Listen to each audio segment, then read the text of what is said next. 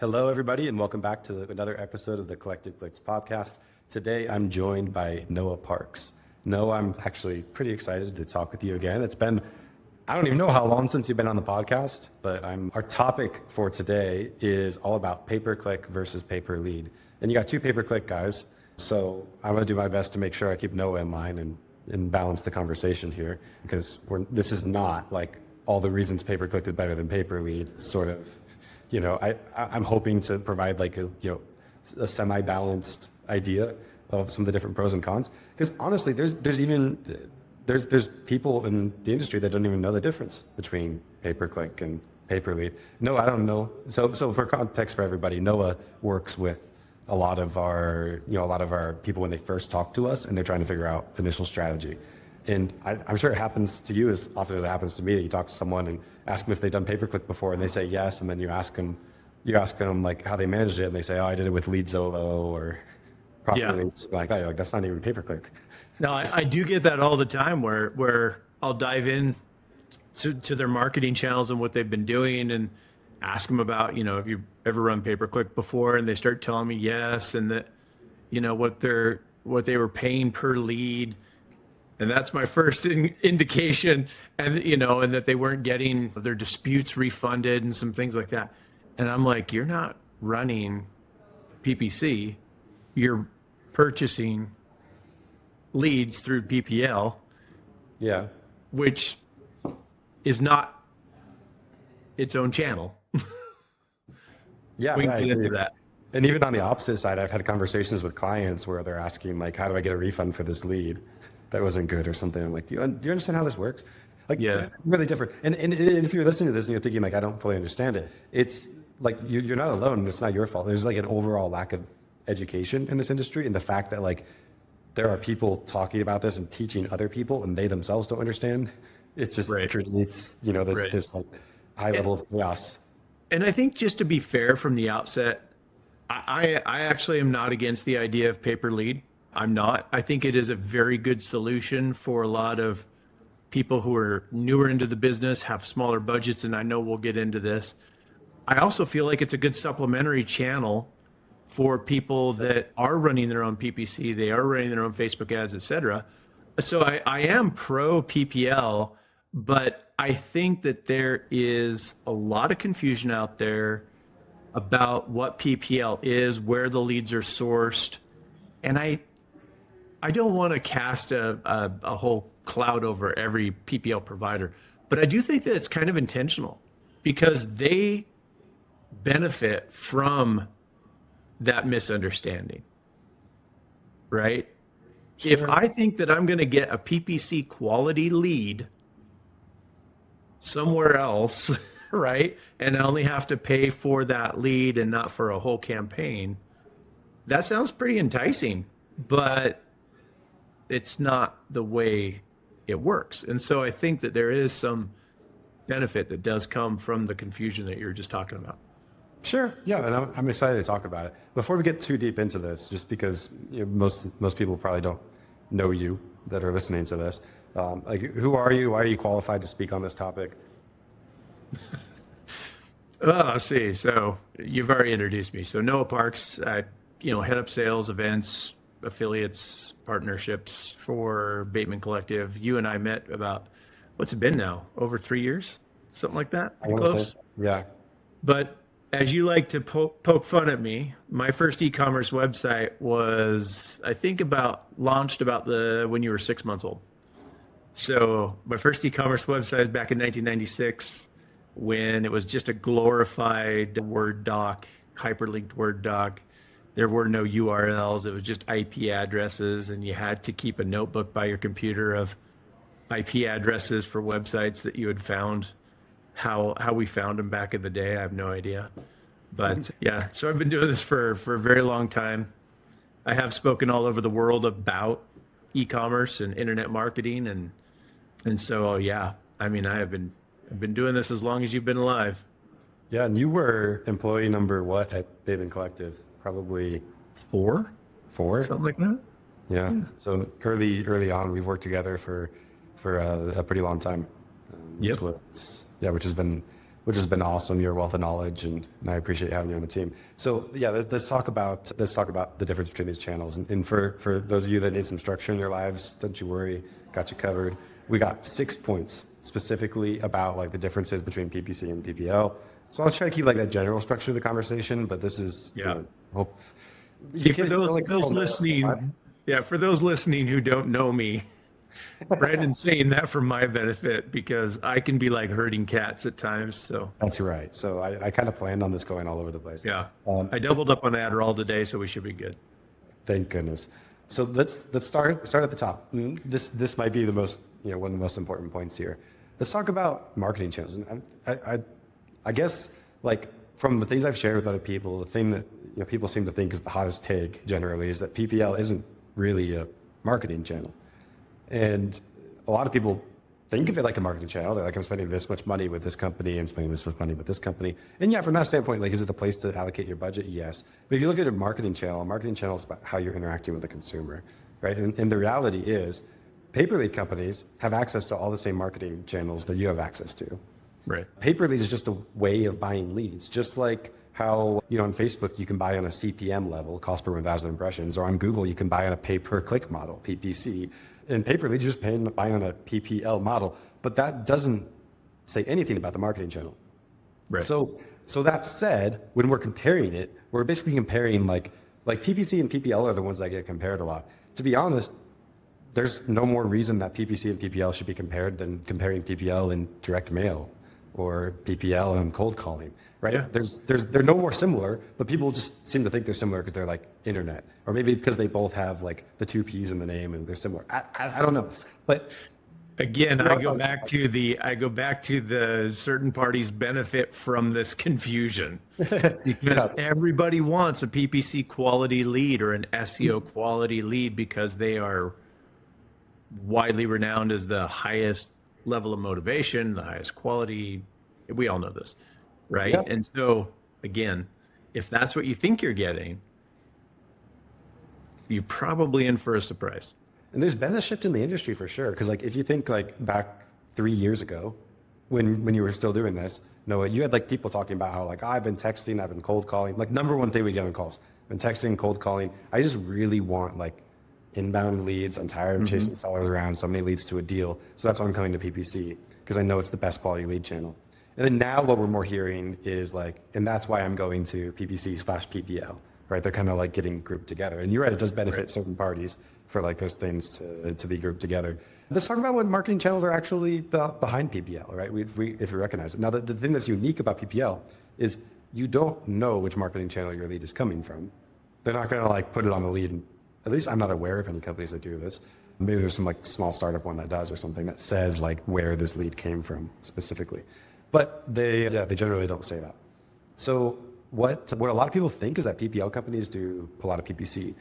I did a lot of competitive analysis recently and actually found if you look at how much the PPL companies are spending on PPC, you'd be surprised to know that the vast majority, I'm talking like 90% plus, 95% plus of leads in this industry from PPC are not going to the PPL companies and then distributed to people. So you think about that and you're like, well, I know a lot of people doing PPL and people are spending a lot of money on PPL, but how is it that like only 5% of the leads maybe are purchased by PPL companies, yet they're supplying as much budget to investors as PPC is in the industry? It's because they're getting their leads from other places. That's the key difference. So what's your understanding of what some of those places are? Honestly, like all the platforms, I mean, lead gen from outbound efforts, which is ironic, right? Because people want the inbound lead, but the inbound lead they received was an outbound effort that generated the lead. The platform, Zillow, Redfin, advertising there, the social platforms. So Facebook, Instagram, YouTube, they come from all over, truthfully. And so when you purchase that lead, you really don't know how it was sourced. Yep. And as we know, the source of the lead, how it was sourced is in large part what determines the motivation, the qualification, how deep you're ultimately going to get to buy, how fresh the lead actually is. Yeah, most of the channels, the way I would describe them is usually it's like semi-inbound channels, right? Where it's like usually the leads you get from PPL, they're going to step up from like cold call or something like that.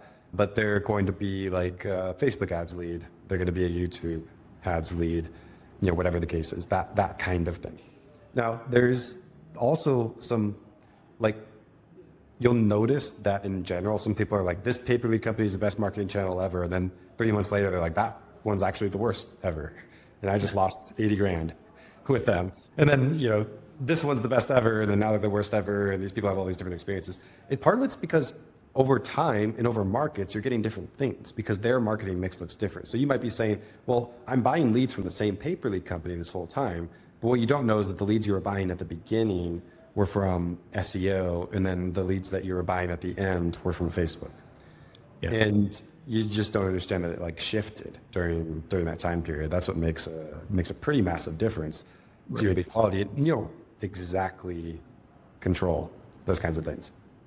Well, and as we know from our internal research, that these channels, you could lump PPC and Facebook leads together, but I think that people would argue that Facebook leads and PPC leads are entirely different. And we would agree with that. And you have to work them differently. You have to think of how these leads, again, were sourced, where in the funnel were they sourced from. Facebook's very, very top of funnel, and you have to work them differently. They have a longer cash conversion cycle than a PPC lead, right? So again, all these things, if you don't know how they were sourced, you're treating them all the same, and you're thinking that they're one thing and they're not.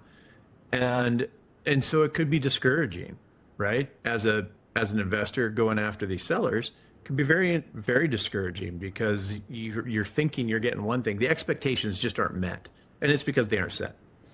Yeah, I have one of our clients that I'm talking to today. He sent me his data he worked with 5 different PPL companies, spent well into the 6 figures on all these channels. And then he started PPC. He was like, I didn't know lead quality like this existed. I thought PPL and PPC were actually pretty similar.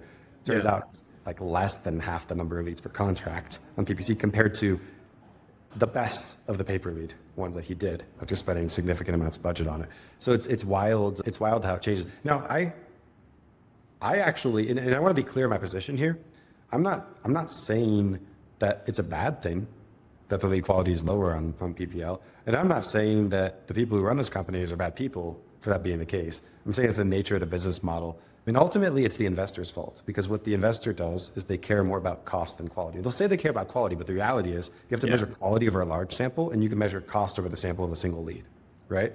So PPL companies like every PPL company ever, they start out with like, I cannot believe how lame this industry is. There's all these PPL companies, they're ripping people off with all these low quality leads. We're just going to bring quality leads to it. I can tell you, I know so many people that started PPL companies, and many of them I've talked with even before they started the company, and it always starts the same. I can't believe it's like this. And then they get into business, and then like the pressures of the economics of the situation and what investors are willing to pay, they can't afford, like these PPL companies, they're running at like 6, 7, 8% margins at the end of the day on this lead cost, and they just can't afford to create better leads in that kind of cost, right? And then people won't buy their leads if they're more expensive, right? So they're kind of like they're forced into these niches. But then you have the pressure of also producing a volume to appease everybody. That's why, how many people do we know, how many investors do we know that are purchasing leads from multiple PPL companies because one company itself either can't produce consistent quality or consistent volume, right? Yeah. So there's that pressure as well to produce a certain volume. And there is a volume pressure. And usually what you'll see is like PPL companies, when they start out, I can tell you the number one channel for a PPL company that works for everybody is SEO. Because it turns out when you do SEO on a national basis, you have an advantage compared to people in a local market. So there's an actual creation of business value through doing that. So what happens is you build an SEO presence, you start getting leads. And then the cool thing about doing SEO is you can get lead quality that's pretty good, but you can get it while paying a smaller price than PPC as long as you invest into it. And if you have a competitive advantage of being national, that helps. But what happens when your reputation for the good lead quality, good cost per lead gets out there, and now you 10x your client base. Right. SEO is like steering the Titanic. You're not going to just ramp up volume overnight. Yeah. Yeah. So what do you do? Yeah, so naturally the economics change. That's part of why the channels change, and then you start expanding to other channels, and then your lead quality goes down. There's also other things, like a lot of people think that like even PPC leads are created equal. And I can show you, like, you and I both have access to the data, Noah. Like, I give a simple example, and there's so many examples that go deeper than this, but I'll use this one because it's understood by many, and it's match types. Yeah. Turns out, if you use exact match keywords on Google, your cost per lead will be higher and your quality will be higher. You use phrase match keywords, now your quality goes down and your cost goes down. You use broad match keywords, your quality goes down again, your cost goes down. Which ones do you think the pay-per lead companies use? Broad match everywhere, right? And then they probably throw in PMAX too. Yeah. So and that's natural, because what they're doing is they're optimizing for their business model, which is really natural. But like, so even if you were getting like Google search leads, it's different. So that's why it varies so much. And it's important to understand that. And there's one other thing, and this is like, I've heard like these horror stories from even well-meaning pay-per lead company owners. Like most of them, a lot of the leads that they sell, and this isn't true for every single pay-per lead company, because there are some that refuse to do this. Most of them though, what they'll do is they also have a network where if one company doesn't have a buyer for a lead, then they kind of pin it to the network, and then a different company can pick it up and sell it to their person. And there's all kinds of garbage that can come from that, where like I could be a really well-meaning owner of a pay-per-lead company, and I could be like, yeah, this person says he's going to give us great quality leads, he's going to get them for us at this cost, and we can expand the volume and get more leads to our clients in this area. It's perfect. And then it's really hard to vet lead quality, especially on little things like what do you think our landing page says versus a pay per lead company's landing page? Theirs says whatever gets the lead. Ours says maybe whatever gets the deal, which could be different things, right? Are you going to say like get a cash offer on a click of a button? Or are you going to say like talk to us if you're in a situation where you think you might need somebody to help you through the sale of your house and you're looking for a quicker sale, or ease and convenience or something like that? Those generate different leads, right? One person thinks it's like CarMax, and we're going to show up with a number on the screen, and then we're going to sell my house to you, right? So if you think of like those kinds of things and how hard it is to like verify and understand lead quality, then I could be buying leads from somebody else, selling them to you, and then I might not even know it that those leads are garbage, and then now I look really bad, and you're upset at me. So arbitrage is actually very, very common on the pay-per-lead side. So it's important to understand that that's kind of what's going on, and sometimes sometimes the pay-per-lead company might not even know exactly where your lead is coming from. They might be trusting other people, and those people might be malicious, and it happens all the time. So when it comes from like understanding what channel you're buying leads from, is there anything else that you would say? No, I think we kind of beat that. The last thing I would say is just like, and I want to be clear, I'm not like, it might sound like I'm a little bit negative here. I guess what I'm saying is that generally that's why you'll see that there's so much variance. I talked to somebody once, this guy got 10 pay-per-lead leads from a particular company. He closed 9 deals from the 10 leads. Like one of the craziest things I've ever heard of, right? Yeah. That can happen. And you talk to people who burn through like 200 leads and they can't seem to find a contract, right? That can happen too. And a lot of people just don't understand. They think there's like some company trying to screw them over. That's not what's going on. Like the pay-per-lead companies, they don't even have the data of the close rate on the leads. The only thing they know is a refund rate. So naturally, like what the law of economics makes happen. Now, do they care about lead quality? Absolutely, they care about lead quality. But what happens with the business model is you end up getting they will generate the cheapest leads that are not refundable on their side. And that's what you'll get. So that's point number 1. Point number 2 is branding. This is something interesting to talk about. What's the difference from like a branding / business value standpoint if you're looking at PPC versus pay-per-lead?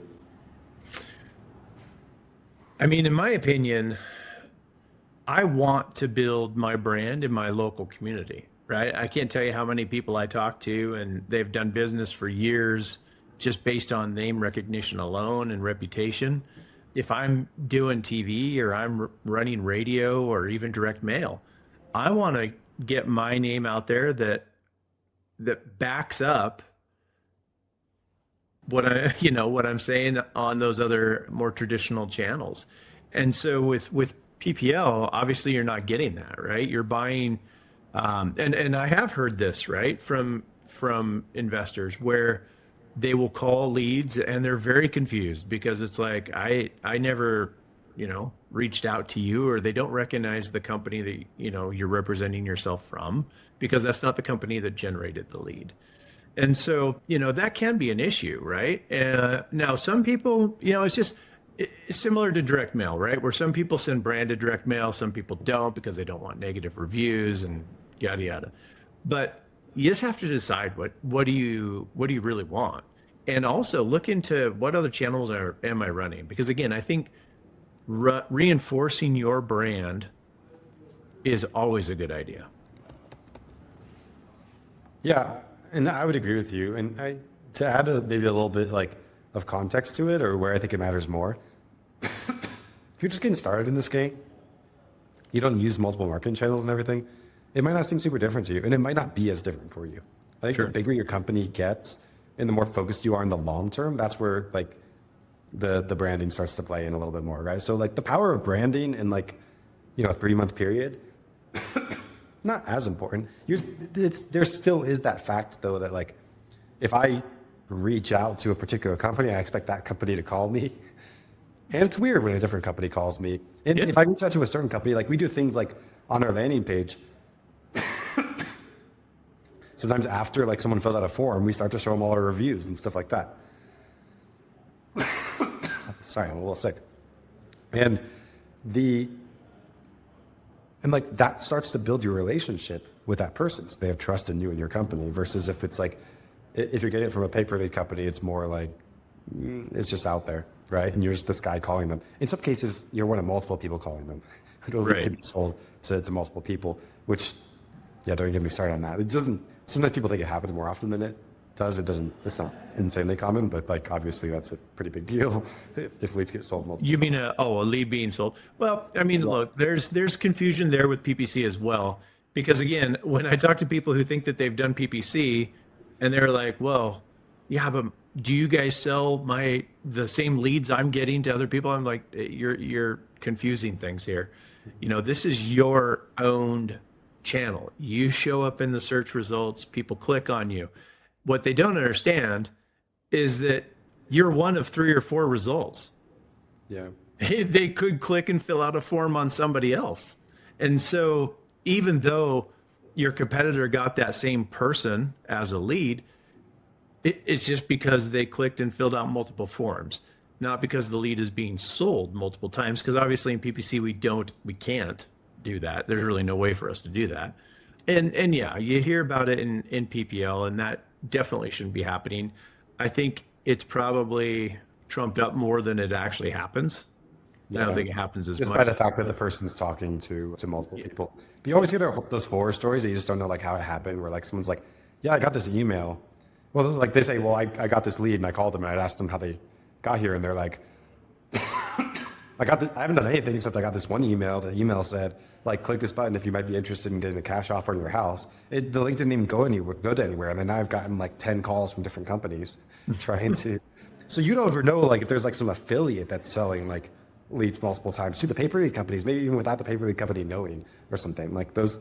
It's wild to think that like those things can happen. But yeah, from the topic of branding specifically, it's something to think about from a long-term benefit standpoint, having those all connected to each other, especially when you're talking about things like branded campaigns on Google. Yeah. I mean, there is no version of that in pay-per-lead where you're basically like, capitalizing on some of your traffic from other sources and your brand recognition, which tend to be some of the most effective campaigns.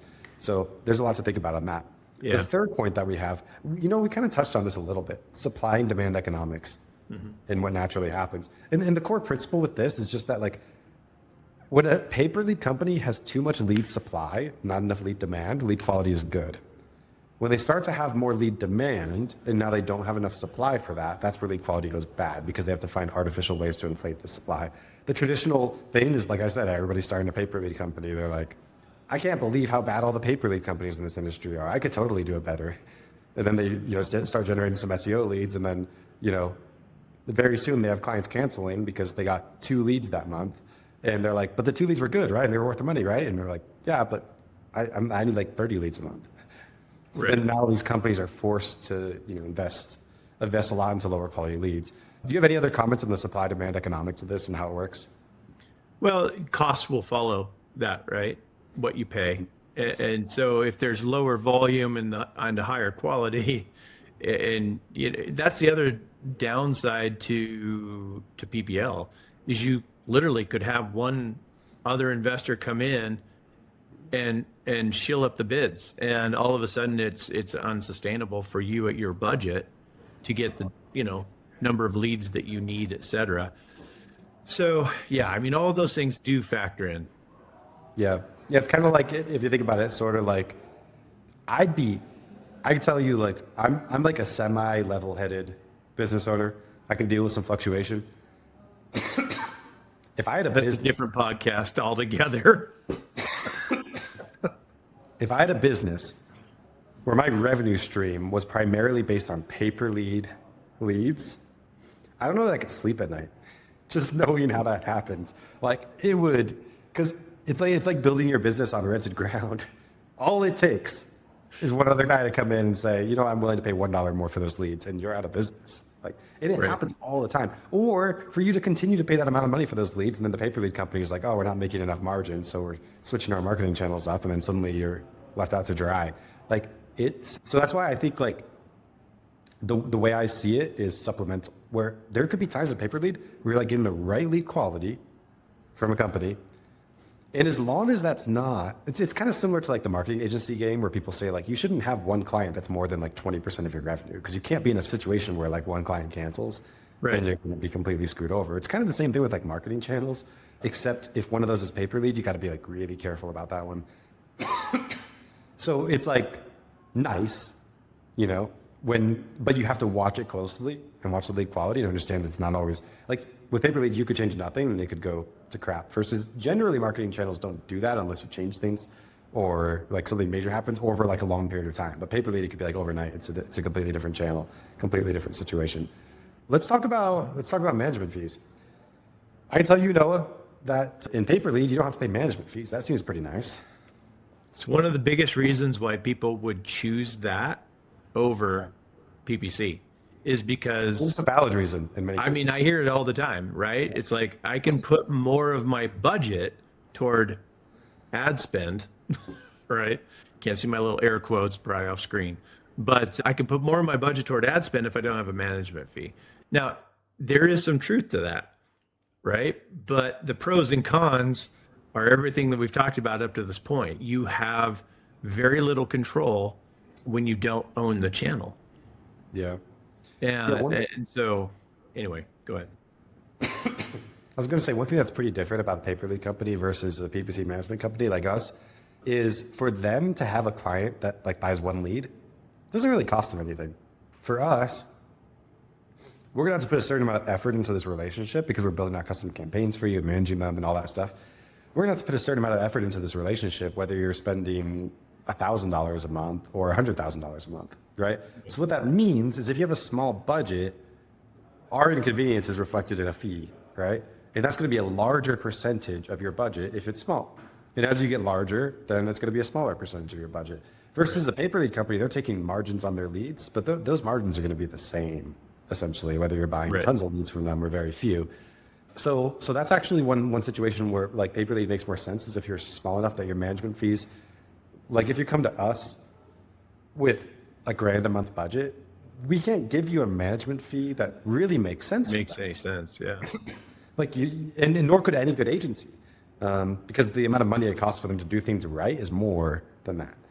Now there is one like parallel I would draw here though, like because there's always like that guy that's doing a lot of pay-per-lead and he's like, yeah, I don't pay any management fees. It's like go to your local RIA, find that flipper that's buying like 30 properties a year from wholesalers. And I haven't talked to a group of wholesalers. The wholesalers will be like, yeah, I'm paying like $4,000 per deal. I'm paying $5,000 per deal. And the flipper's like, oh, I don't pay any money per deal. I just buy from wholesalers. Meanwhile, those wholesalers are looking at it like, you're paying $30,000 per deal. That's what that means. Exactly. Because you're paying us, right? Right. I mean, I can't begin to tell you how many of those people I talk to that want to cut out the middleman and go direct to the seller. Totally. And Because they know what they're paying them. They know what they're paying for that deal. Sure. Yeah. And so nobody thinks about that like the flipper in my story would be kind of a ditzy flipper that probably is more ditzy than any flipper that actually exists in the real world. Like we're all smarter than that.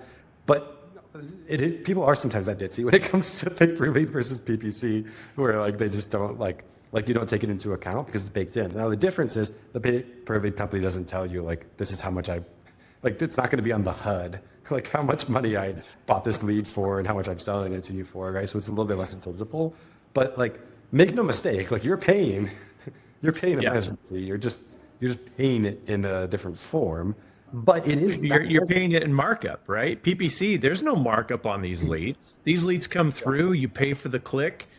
Certain number of clicks gets you a lead, so you pay for a lead. You have a cost per lead.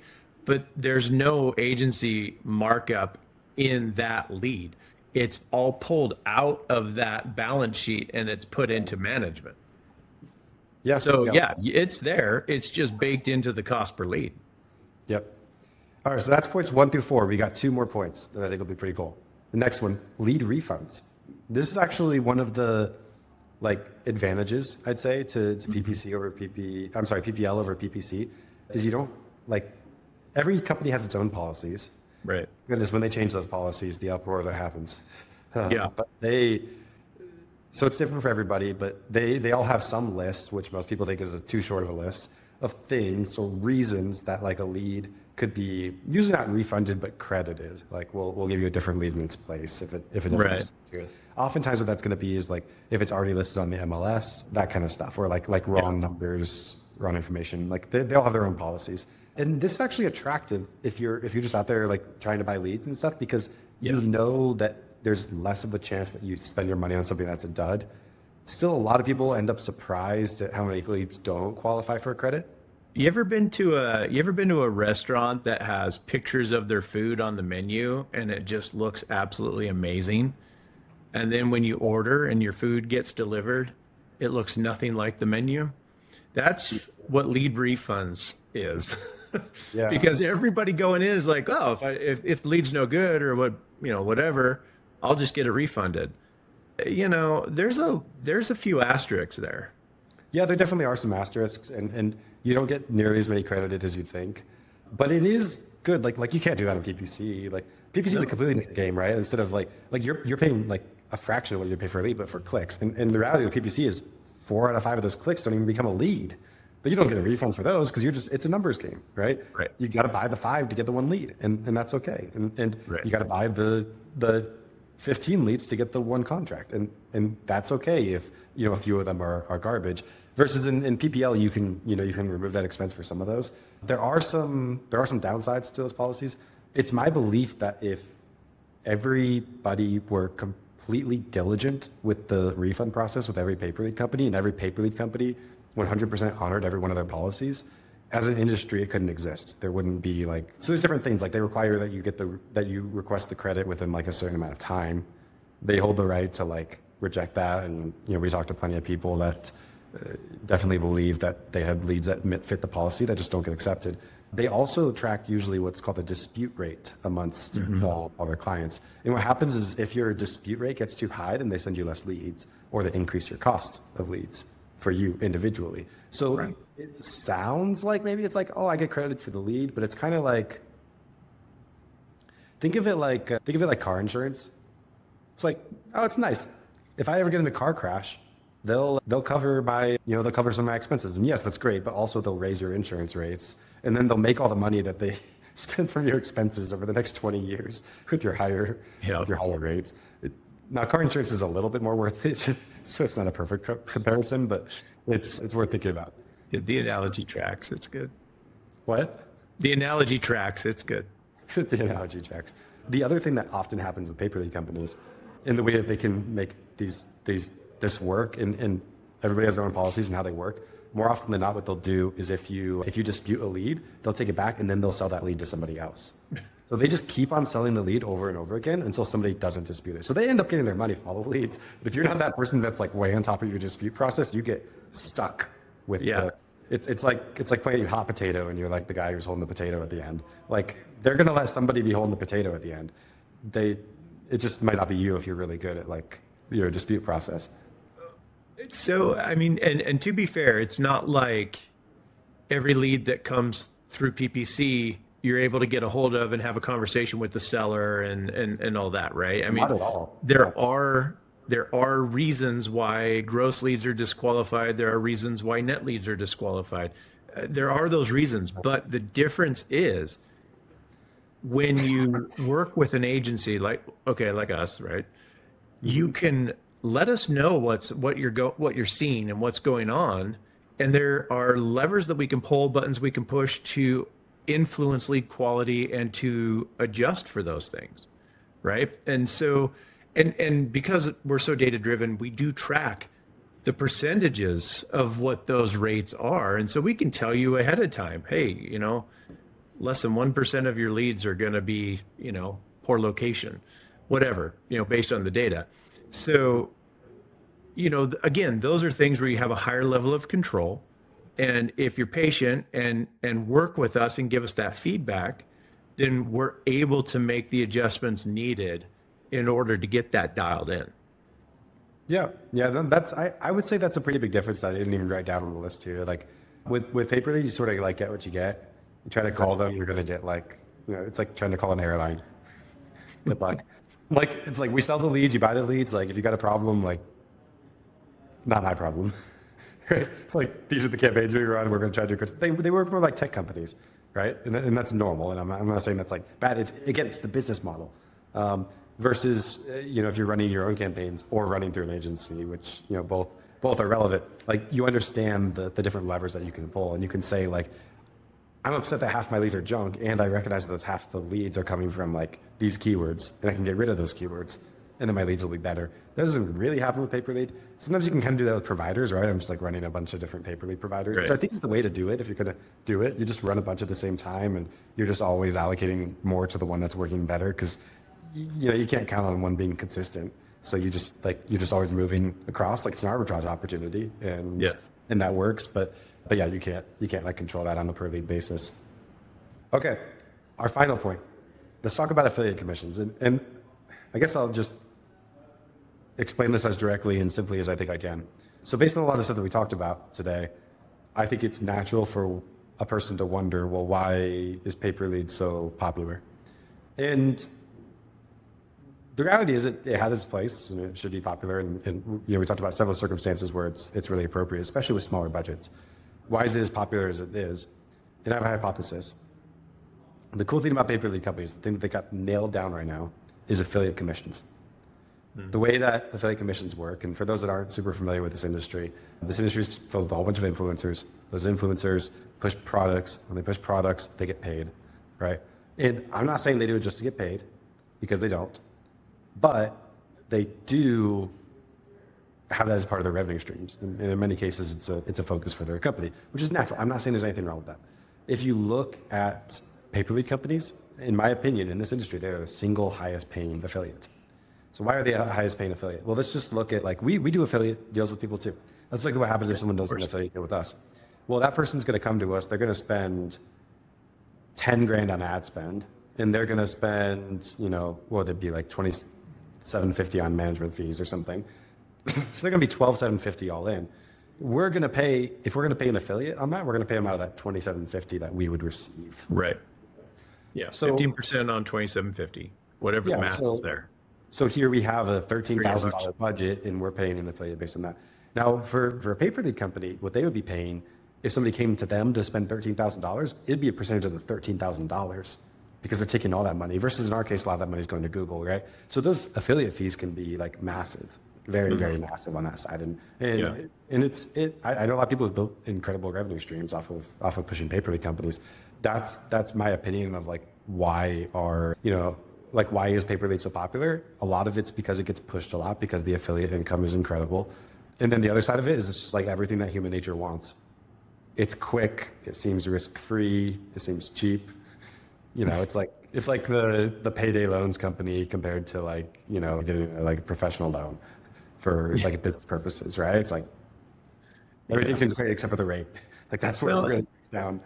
And again, I mean, to be fair, in this industry, we only have a handful of channels that effectively, repeatedly, scalably generate solid lead sources, right? And so that being said, by nature, I mean, we all talk about it, right? The shiny object syndrome, chasing what's new and what's great. And so you get a bunch of people talking about company A or company B, and people flock to it, right? Especially when one channel like texting starts to die out and things like that. And so I think we have a situation where we have a very driven attention deficit industry that does that, but then also at the same time, I am being kind. I already told you, man. I doubled up on Adderall today. You're just describing yourself.